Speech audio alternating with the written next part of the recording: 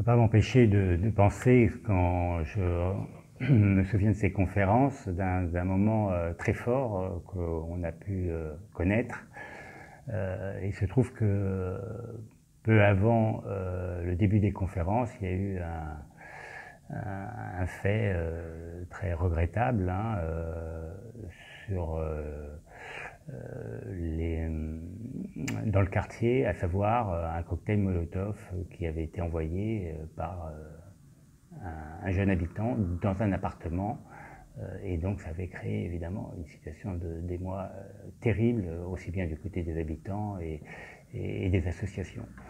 Or, lors de la première conférence, on a assisté à une scène assez étonnante, puisque la personne, une habitante en fait, qui avait reçu dans son appartement ce cocktail Molotov, est venue témoigner.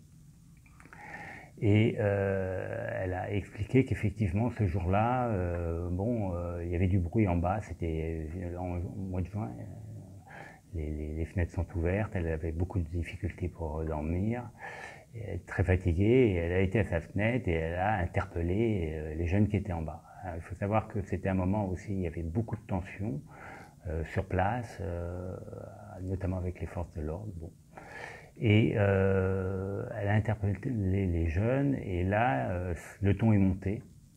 Comme elle a expliqué, de deux côtés, il y a eu des paroles et des insultes qui ont été échangées.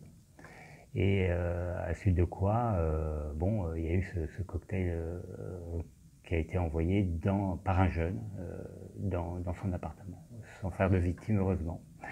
Et ce qu'expliquait cette dame, c'est qu'en fait, ça aurait jamais dû se passer comme ça, parce que disons, le dialogue n'aurait jamais dû être rompu entre les jeunes et les habitants.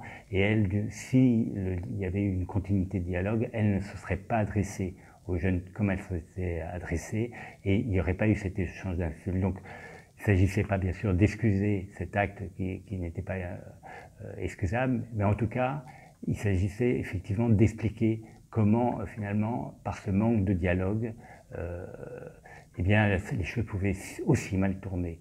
Et ce qui était très impressionnant et émouvant, c'est que les jeunes ont dit, mais écoutez, nous, on n'était pas responsables de cet acte, c'est pas nous qui vont lancer ce cocktail Molotov, mais on s'en excuse, je dirais, au nom des jeunes, en quelque sorte, parce que, évidemment, ça n'aurait pas dû avoir lieu.